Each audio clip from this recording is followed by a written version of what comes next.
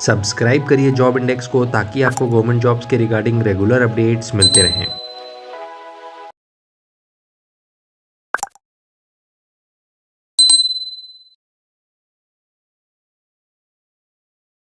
इस वीडियो में हम डिस्कस करेंगे इंडियन आर्मी में सोल्जर का प्रमोशन कैसे होता है। सबसे पहले तो मैं बता दूं आपको, हम जो चीज़ डिस्कस कर रहे हैं वह सर्विस काडर में डिस्कस करेंगे। इंडियन आर्मी में दो ब्रांच होते हैं, एक आर्म्स होता है, एक होता है सर्विस। तो हम इसको जो हमारा डिस्कशन रहेगा प्रमोशन का वो मोस्टली सर्विस काडर में रहेगा। ऐसा आर्म्स में भी होता है बट आर्म्स में थोड़ा सा डिफरेंट होता है based on unit to unit, तो प्रमोशन थोड़ा सा अलग होता है। हम सर्विस काडर को लेके चलेंगे जहां पर मोस्ट ऑफ द कैंडिडेट्स जाते हैं, जो भर्ती होकर जाते हैं सर्विस काडर में जाते हैं। इन्फेंट्री या आर्म्स काडर में भी यही अप्रॉक्सीमेटली माना जाता है बट थोड़ा बहुत ऊपर नीचे हो सकता है। फिर इसके बाद जो दूसरी चीज़ मैं आपको दूसरा डिस्क्लेमर बता दूं कि कोई भी प्रमोशन किसी भी पर्टिकुलर ऑर्गेनाइजेशन में उनके अकॉर्डिंग देखा जाएगा, ना कि इस वीडियो के थ्रू देखा जाएगा। यहाँ पर हमें नहीं पता प्रमोशन कैसे करते हैं, हमें एक जनरल आइडिया पता है।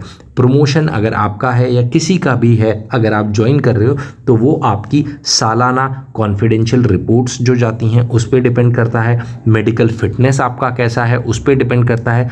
कैसे आपको उस कॉन्फिडेंशियल रिपोर्ट्स में रेटिंग्स दी गई हैं, अबव एवरेज या हाई एवरेज या बिलो एवरेज, उन पे डिपेंड करता है। कितने आपके रेटिंग्स के रिमार्क रहे हैं उन पे डिपेंड करता है। और साथ साथ आपने क्या क्या टाइमली क्वालिफाइड कोर्स करे हुए हैं, कोर्स छोड़े हुए हैं, ये सब पे आपका प्रमोशन डिपेंड करता है। अब इसके बाद हम वीडियो को शुरू करते हैं। जब आप इंडियन आर्मी को ज्वाइन करते हो, आप सिपाही या राइफलमैन की पोस्ट से ज्वाइन करते हो ऑन ज्वाइनिंग, और ट्रेनिंग के टाइम आप सिपाही बन के रहते हो, सिपाही।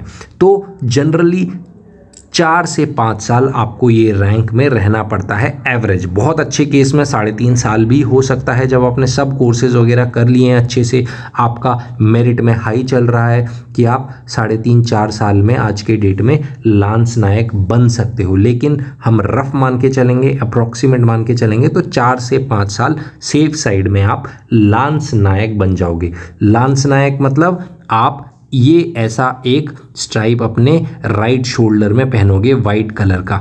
ये लांस नायक की पहली रैंक होती है। सिपाही अपने यूनिफॉर्म में कुछ भी नहीं लगाता, लांस नायक ये लगाएगा। लांस नायक बन जाओगे, उसके बाद आपको लगभग 4 से 5 साल, फिर आपकी परफॉर्मेंस कैसी है, आपकी कोर्सेज आपने टाइम पे करे हैं नहीं करे हैं, आपको हर एक चीज़ पे, हर एक TD temporary duty classification courses करे हैं नहीं हैं, उन पे जज करा जाएगा। और उसके बाद आप 5 साल बाद अप्रॉक्सीमेटली लांस नायक बन जाओगे। यानी 4 से 5 साल बाद आप लांस नायक बन जाओगे। लांस नायक में आपको करीबन 4 साल तो रहना पड़ेगा। 5 साल बन गए तो 4 साल मान के चलो, और उसके बाद आप नायक बन जाओगे। 3 से 4 साल आप लांस नायक रहोगे, और लांस नायक के बाद आप नायक बन जाओगे। नायक में आपको 2 स्ट्राइप ऐसे अपने शोल्डर में पहननी पड़ेगी, आर्म पे जो आपका यूनिफॉर्म होगा उसका स्लीव पे, हाफ स्लीव पे। और नायक बन के आप अपने उधर अपनी एक्सपर्टीज़ को बढ़ा सकते हो, चाहे वो मैप रीडिंग हो, चाहे वो काडर का कोई कोर्स कर लो आप स्पेशल, चाहे वो अपने क्लासिफिकेशन 1 क्लासिफिकेशन 2 कोर्स करें हैं। बहुत ज़्यादा अपॉर्चुनिटी, बहुत ज़्यादा कोर्सेज मिलते हैं। अगर आपने टाइमली सब कुछ कंप्लीट कर रखा है, वह तब की मेडिकल फिटनेस सही है, तो आप आगे प्रमोट कर दिए जाते हो। मान के चलो नायक में आप 8 से 9 साल बाद नायक बन जाओगे, और नायक बहुत अच्छी रिस्पॉन्सिबल पोस्ट है इंडियन आर्मी की। नायक के बाद हवलदार बनने में आपको जनरली 13 से 14 साल लगते हैं अगर आप फुल्ली क्वालिफाइड हो। यहाँ पर भी जैसे मैंने बताया, हवलदार बनने में आपको हर कंपनी में 3 से 4-5 हवलदार होते हैं, तो आपको हवलदार बनना भी मतलब बहुत ज़्यादा रिस्पॉन्सिबिलिटी वाला टास्क है। 13 से 14 साल की सर्विस लगने के बाद बनोगे, फिर उसके बाद आपका आगे का प्रमोशन है। तो आप अगर फुल्ली क्वालिफाइड हो तो आप हवलदार बनते हो, और इसमें आपकी बहुत ज़्यादा रिस्पॉन्सिबिलिटी होती है। हवलदार के बाद जो रैंक्स होती हैं ये नॉन कमीशन्ड ऑफिसर्स होते हैं, NCO। फिर हवलदार के बाद जो आगे आता है वो आ जाती हैं जूनियर कमीशन्ड ऑफिसर रैंक्स, यानी नायब सूबेदार, सूबेदार, सूबेदार मेजर, ये तीनों तक जूनियर कमीशन्ड ऑफिसर रैंक्स होती हैं। और यहाँ पर आते आते आपको लगभग नायब सूबेदार बनते बनते 18 साल लग जाएंगे सर्विस के।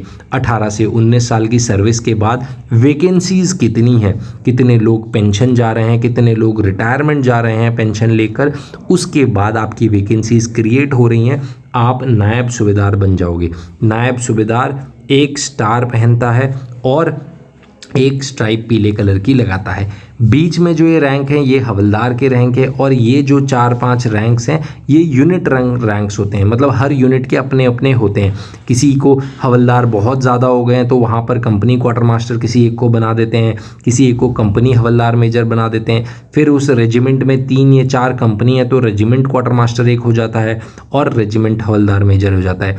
तो ये यूनिट टू यूनिट रन्स होते हैं और ये रैंक्स यूनिट रैंक्स होते हैं। बाकी हवलदार के बाद आप सूबेदार, नायब सूबेदार जो बनते हो वो 18 साल की सर्विस के बाद आप नायब सूबेदार बनोगे। तो 18 साल की सर्विस के बाद आपको वैकेंसीज पे डिपेंड होना पड़ेगा, आपकी परफॉर्मेंस देखनी पड़ेगी, आपसे ऊपर कितने सीनियर लोग हैं वह देखना पड़ेगा, और आपका सर्विस एक्सपीरियंस इसमें 24 ईयर से कम होना चाहिए। उसके बाद भी आप ज़्यादा सर्विस कर लिया, किसी कारण पहले नहीं बन पाए, तो उसके बाद भी आपका बनना मुश्किल है, क्योंकि एज आपकी 43 के पार हो जाएगी।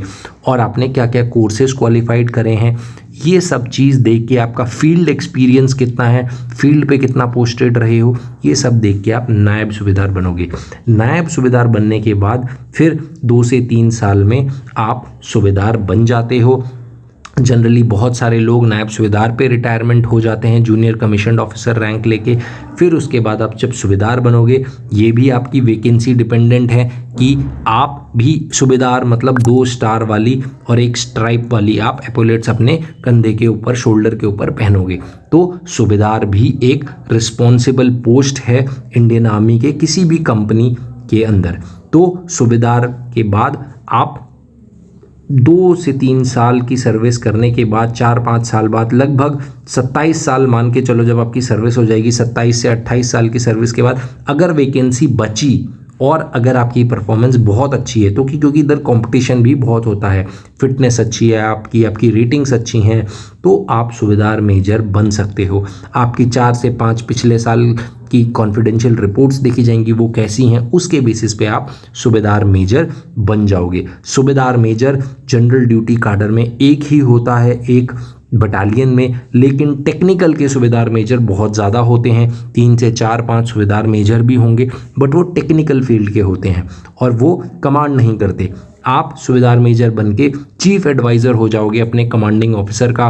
कमांडिंग ऑफिसर के साथ आपको प्लान करना है वेलफेयर के लिए, अपने जवान्स के लिए क्या क्या एक्टिविटीज़ करा सकते हैं, ये सब चीज़ आपका काम होगा। और एक ही सूबेदार मेजर एक बटालियन में जनरली होता है। और यहाँ पर पहुँचते पहुँचते आपकी क्वालिफिकेशन, फील्ड एक्सपीरियंस, बहुत सारी चीज़ें देखी जाती है। तो सूबेदार मेजर एक बहुत ही high qualified, high prestigious post है इंडियन आर्मी में। यहाँ पर आप लगभग 4 साल सूबेदार मेजर रहोगे। 4 साल सूबेदार मेजर का आपका टेन्योर हो गया, उसके बाद आप रिटायरमेंट की तरफ एग्जिट करोगे। अगर रिटायरमेंट के बाद भी आपका परफॉर्मेंस और ये बेसिस पे आपको ऑनररी रैंक दी जा सकती है कि आपको ऑनररी कैप्टन, ऑनररी लेफ्टिनेंट, ये उस तरीके से भी रिटायर करा जा सकता है। सूबेदार मेजर की रैंक में एक अशोक स्तंभ आप देख रहे हैं, इन नेशनल एम्बलम वो, और ये सूबेदार मेजर का स्ट्राइप होता है। तो ये आप देख लो, और ये रैंक सारी आपकी पूरी मेरिट पे है, पूरा मेरिट डिपेंडेंट है, और इधर कहीं पे भी कोई ऐसा नहीं है कि आप हर पोस्ट पे पहुंच जाओगे। नायब सूबेदार के बाद पूरा मेरिट और पूरा वैकेंसी डिपेंडेंट होता है, क्योंकि लोग बहुत ज़्यादा होते हैं। कभी कभी उस वैकेंसी को क्वालिफाई करके आगे उस वैकेंसी को खाली होने की अपॉर्चुनिटी नहीं मिलती, तो लोगों का प्रमोशन अटक जाता है। आई होप यह वीडियो आपको अच्छी लगी होगी। वीडियो अच्छी लगी तो वीडियो को लाइक ज़रूर करना, चैनल पे पहली बार हो तो चैनल को सब्सक्राइब ज़रूर करना। कोई क्वेरी है तो कमेंट करके हमसे कमेंट बॉक्स पे आप पूछ सकते हैं।